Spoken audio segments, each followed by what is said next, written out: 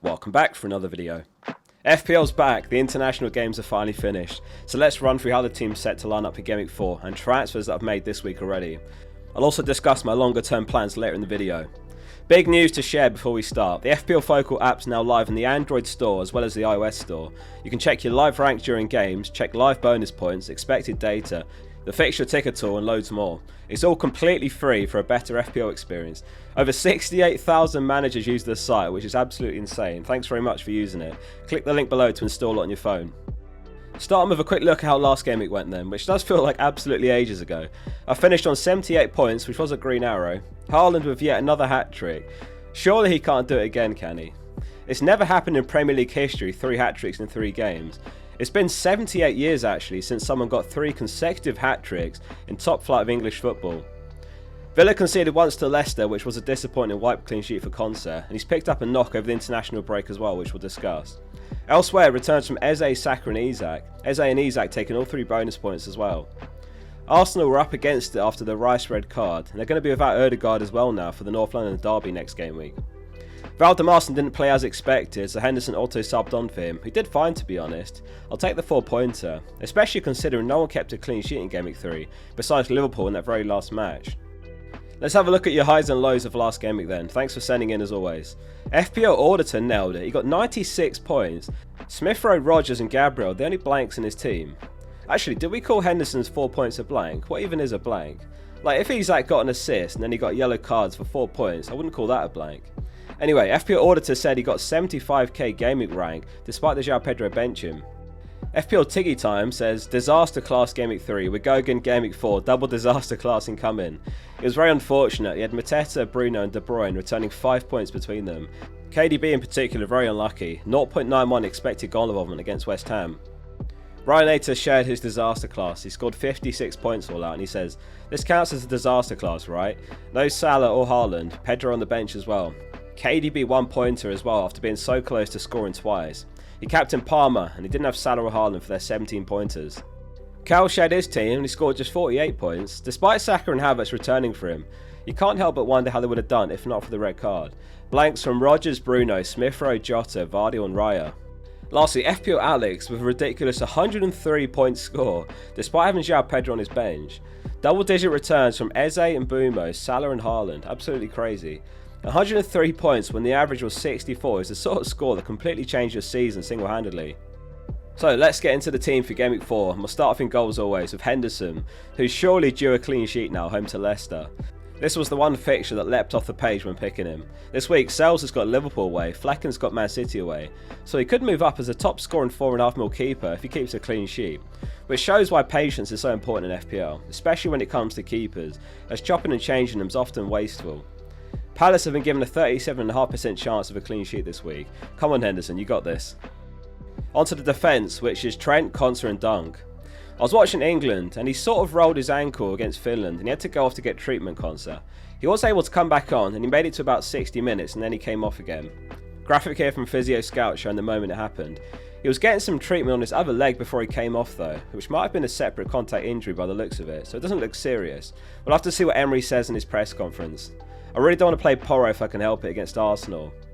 It did cross my mind whether I should have picked Pau Torres, who is less likely to be involved for his country. Though I looked into it and he was called up again for Spain, albeit unused substitute, and Mings is back in training to be fair. Loads of home fixtures this week. Dunk plays against Ipswich at the Amex. On the clean sheet probabilities, Liverpool and Man City are top with a 47% chance, and then it's Brighton with a 44.5% chance, so I've got 4 of the top 5 as my defence and keeper here, which is encouraging. Brentford and Forest are bottom, they're away to Man City and Liverpool of course. I've been really impressed by Brighton early on. If they can stay largely injury free, I can see them finishing 6th or 7th. Trent's been on fire over the break, he got a brilliant assist for one of Kane's goals against Finland. He's well overdue a haul in FPL, which has got to be coming with these upcoming fixtures. We're heading into the part of the season where bench depth is more important. There's Champions League and the League Cup kicking off imminently. I'm hoping to see Bradley used in the Cups more and Trent in the league, but I'm sure we're going to see Trent starting in some midweek games as well. 1.67 expected goal involvement from the opening 3 game weeks is the highest of all defenders. In fact, 1.67 is higher than Watkins, Havertz, Welbeck, Isak, Eze and Gordon, though of course theirs is more weighted towards expected goals than assists. A change in midfield's been made. The midfield 5 this week is Rodgers, Saka, Eze, Smith Rowe and Salah. So Salah's joined the team in place of Bruno. Now Bruno's also been immense over the break as well, and he does have Southampton, so I do recognise the potential for this one to go wrong, but I couldn't pass up on the opportunity to buy Salah before he's got Forest home and Bournemouth home in particular. On top of that, in Gameweek 5, Haaland faces Arsenal, which gives me a much better captain on paper, as Saka isn't a captain either, so I was asking myself, who would I even captain if neither of those are suitable? Looking at the next two in isolation, Salah's top for projected points on the review. He's 4 clear of Bruno. And looking at projected goals from this graphic from Rob T FPL, Liverpool versus Forest is second for projected goals this week with 2.8. Only City are high with 2.95. So I've bought a piece of the Liverpool attack this week. If you've got Jota and Salah, then you're absolutely laughing at this point. I only had 0.2 mil spare in the bank to make these moves, so I went a bit early, as some players were approaching price changes and that could price me out fast. And obviously in this case, if it all goes wrong, there is the wildcard in the pocket still. The only thing Bruno's been good for this season is allowing me to afford the Salah transfer. At the opposite end of the price brackets, Rodgers I still feel is a very solid pick. He actually took a penalty for England under-21s over the break and it's a top class finish. Villa fans, let us know in the comments if there's any chance of Rodgers being on penalties. My best guess is there actually is a slight chance. It could revert to Watkins now Douglas Luiz has gone, but he's got a horrendous penalty record. He's taken 9 in his career and he's only scored 4 of them. The other player it could be is Tielemans. He's taken 29 in his career and he's only missed 5 of them. The only thing I don't like about Rodgers in my team is that he's my 7th attacker rather than 8th. And what I mean by that is I have to start him every week because I've got Cannon on the bench. And that's fine for the time being given the fixtures, but Smith Rowe's got Newcastle, Man City and Villa coming up later. So I'm looking to shift my team around in the coming weeks so that I've got 8 playable attackers rather than 7, giving me the choice of who to bench each week. And going back to the earlier point, that extra depth is going to be important when the schedule gets busier now. Smith Rowe's home to West Ham this week. I think some have set their expectations too high of him. At the end of the day, he's 5.5 mil or 5.6 mil now, and he's got 1 goal in 3 games, so he's averaging 5 points per match over the opening 3 game weeks. Now if he blanks in the next 2, that's when I think you can start to criticise him as a pick. I would like to see him shooting more though. He took no shots in Gameweek 1, and he's taken 4 shots across Gameweek 2 and 3. I've been able to keep hold of Saka while also buying Salah, which has to be a nice edge. I don't think many teams are going to have 3 premiums. Last season he got a 13 pointer and a 12 pointer in the 2 games he played against Spurs. It's a huge game this one. Ødegaard's reportedly out for about 3 weeks, which is a huge loss, as is Rice, who's suspended. So we might see Havertz drop into midfield with Jorginho and Partey, and then it'll be Trossard up top maybe. The reason I really didn't want to sell Saka is because in 2 game weeks time I want to buy him straight back when he's got Leicester and Southampton home. So selling him now leaves a strong likelihood of wildcard in Game Week 6, because in my case I would have no Arsenal players at all. As it stands, I've got the flexibility to possibly save the wildcard. And lastly, Eze with a home game to Leicester. In fact, the only away fixture in my entire 11 this week is Saka. That's probably an easy way of putting it. Can Eze punish the sellers again? Only Semenyo's taken more shots than Eze this season. Semenyo's taken 17, Eze's taken 15, Haaland's taken 14 shots. Moving on to the front 2, where there's also been a change. My 2 strikers this week are João Pedro and Haaland. Haaland gets the captain armband. I expect Salah will be heavily captained as well, which means I probably won't gain much rank, if any, from Salah's points, but I'm at least insured against whatever he does, and he will be my captain for Game Week 5. It's super close, but I'm going to go with Haaland. You can't read too much into data this early on, as there is a lot of noise, but Brentford have played against Palace, Liverpool and Southampton, and they're 16th for expected goals conceded. Forest on the other hand is 2nd after Man City for expected goals conceded.